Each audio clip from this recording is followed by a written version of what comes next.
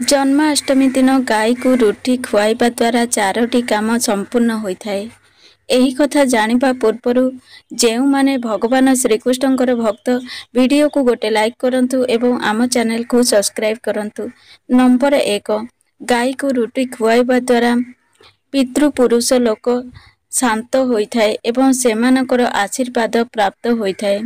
Number 2 गाई को रुटी खुआइबा द्वारा धन संपत्ति एवं ग्रह दोष दूर होता है। नंबर 3 गाई को रुटी खुआइबा द्वारा जो काम बारंबार भांगी जाउथाए ताहा अति शीघ्र संपूर्ण होता है एवं घर को सुख समृद्धि वृद्धि पाई थाए। नंबर 3 गाई को रुटी खुआइबा द्वारा समस्त देवी देवता को आशीर्वाद प्राप्त होता है, कारण गाईर शरीर रे 33 कोटी देवी देवता वास करिथांती। तेणु गोमाता संतुष्ट होबा द्वारा समस्त देवी देवता संतुष्ट होइथांती।